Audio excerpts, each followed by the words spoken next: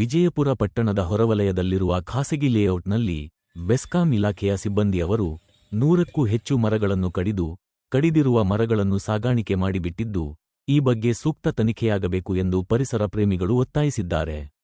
ವಿದ್ಯುತ್ ತಂತಿಗಳಿಗೆ ಅಡ್ಡವಾಗುವ ರೆಂಬೆಗಳನ್ನು ಮಾತ್ರ ತೆರವು ಮಾಡುವುದಕ್ಕೆ ಮಾತ್ರ ಅವಕಾಶವಿದ್ದರೂ, ಸುಮಾರು 20 ವರ್ಷಗಳಿಗೂ ಹೆಚ್ಚು ಕಾಲದಿಂದ ಬೆಳೆದಿರುವ ವಿವಿಧ ಜಾತಿಯ ಮರಗಳನ್ನು ಬುಡಗಳವರೆಗೂ ಕಡಿದು ರಾತ್ರೋರಾತ್ರಿ ಸಾಗಾಣಿಕೆ ಮಾಡಿಬಿಟ್ಟಿದ್ದಾರೆ.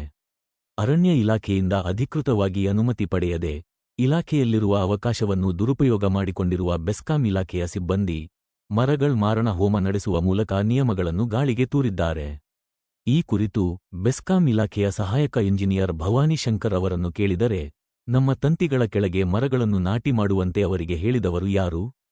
ಕೊಂಬೆಗಳು ಕತ್ತರಿಸುವುದಕ್ಕೆ ನಮಗೆ ಅವಕಾಶವಿದೆ, ಕತ್ತರಿಸಿದ್ದೇವೆ ಎಂದು ಬೇಜವಾಬ್ದಾರಿಯಿಂದ ಉತ್ತರಿಸುತ್ತಿದ್ದಾರೆ ಎಂದು ಪರಿಸರ ಪ್ರೇಮಿಗಳು ತೀವ್ರ ಆಕ್ರೋಶ ವ್ಯಕ್ತಪಡಿಸಿದ್ದು, 3 ದಿನಗಳ ಹಿಂದೆ ಮರಗಳು ಕತ್ತರಿಸುವಾಗ ಪ್ರಶ್ನೆ ಮಾಡಿದ್ದೇವೆ. ಅವರು ಮರಗಳು ಕಟಾವು ಮಾಡುವುದನ್ನು ಬಿಟ್ಟು ಪರಾರಿಯಾಗಿದ್ದರು. ಪುನಃ ರಾತ್ರೋರಾತ್ರಿ ಕಟಾವು ಮಾಡಿರುವ ಮರಗಳನ್ನು ಸಾಗಿಸಿಬಿಟ್ಟಿದ್ದಾರೆ. ಅರಣ್ಯ ಇಲಾಖೆಯ ಅಧಿಕಾರಿಗಳು ಈ ಕುರಿತು ಸೂಕ್ತ ಕ್ರಮ ಕೈಗೊಳ್ಳಬೇಕಿದೆ. ಅರಣ್ಯ ಇಲಾಖೆಯ ಅಧಿಕಾರಿಗಳು ಸೂಕ್ತ ಕ್ರಮ ವಹಿಸದಿದ್ದರೆ ನಾವು ನ್ಯಾಯಾಲಯದ ಮೊರೆ ಹೋಗುತ್ತೇವೆ ಎಂದು ಪರಿಸರ ಪ್ರೇಮಿಗಳು ಎಚ್ಚರಿಕೆಯಿಂದ ನೀಡಿದ್ದಾರೆ. ಎನ್. ಭಾಸ್ಕರ್ ಬಾಬು ಜೊತೆ M. Muninarayana, SPM news, Vijayapura.